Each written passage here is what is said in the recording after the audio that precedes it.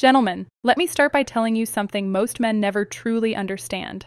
There is not just one way to touch a woman, but there are specific areas of her body that trigger deep emotional responses, often long before her body reacts physically. And the truth is, most men only know 2 or 3 of them, if that. I'm a relationship psychologist, and for over 20 years, I've worked with couples at every stage of life. Today, I'm going to share what I wish I could have explained clearly to every man who ever sat across from me in my office. No unnecessary theory, no empty promises, just what psychology, neuroscience, and real-life experience have consistently shown. Before we go any further, let me ask you a simple question. Do you really know where and how a woman wants to be touched? I'm not talking about the obvious places most men think of. I'm talking about the places that open her emotionally, the gestures that make her feel understood before her body even responds. Many men tell me, I know my partner very well, yet when I ask them this question, silence usually follows. Why? Because no one ever explained this to you properly, there is no instruction manual, and women, even when they feel these needs deeply, don't always express them in words. Instead, they communicate through posture, through their eyes, through subtle gestures many men completely miss. Today I'm going to talk to you about 7 key zones. But understand this clearly, these are not just parts of the body, they are emotional gateways.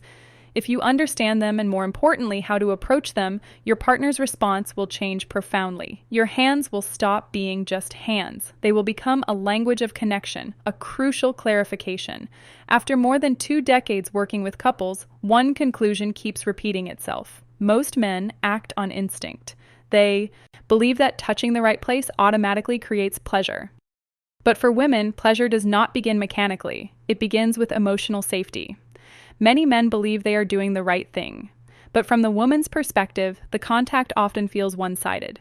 You may have asked yourself, why doesn't she react the way she used to? Why does her response feel different over time? The answer is simpler than you think. What men take for granted rarely creates emotion for women. Women don't respond to stimulation alone. They respond to intention, awareness, and presence. When a woman feels with her entire being that you genuinely care, her body follows. But here's the challenge. Women don't always tell you what they need. They show it. One former patient once told me something that stayed with me. Don't touch me just to touch me. Let me feel that you're really there first. That sentence holds the essence of what many women feel. This isn't about physical contact. It's about opening a psychological door first. Zone 1. The hands.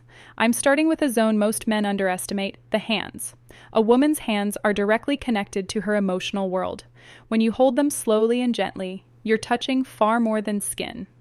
A soft stroke along her fingers, a calm, warm pressure in the palm can create a deep sense of being understood. In my practice, I've observed something very clear. Couples who continue holding hands even after decades together maintain a stronger emotional bond. This is not coincidence. Hand contact releases oxytocin, the hormone of trust and connection. One important detail many men overlook. Several women have told me that neglected hands completely break the moment. Clean, warm, well-armed for hands make a significant difference. Zone 2, the nape of the neck. The neck right at the hairline is where tension often accumulates unconsciously. When you touch this area slowly, gently, without words or expectation, the body begins to relax. This is not a zone of stimulation. It is a zone of soothing and trust. I remember a man in his late 50s who felt emotionally invisible in his marriage. One evening, without any goal in mind, he placed his hand gently on his wife's neck while she stood at the window. She stopped. She exhaled and then she turned toward him. That simple gesture reopened something they had lost. Zone 3, the lower back between the waist and hips. This area represents stability. When you place your hands here gently, without holding, without restraining, you send a powerful message. I'm here and you're safe, but free. This gesture is especially effective in ordinary moments, in the kitchen, in the morning, in silence, your chest against her back, your hands warm and present. No words needed. Zone 4, behind the ear, beneath the jawline. This area is highly sensitive and only accessible when trust already exists. Too much pressure closes it. Warmth and lightness open it. A woman once told me that this touch didn't make her feel desired, it made her feel valued. And for many women, that is what comes first. Zone 5, between the shoulder blades. This is a deeply overlooked area. Psychologically, it represents protection. It's a place she cannot see herself. When you rest your hand there gently, you communicate reassurance. Her nervous system slows down. Her mind softens. This touch is not sexual, and that's exactly why it's so powerful. Zone 6, inner thighs near the knees.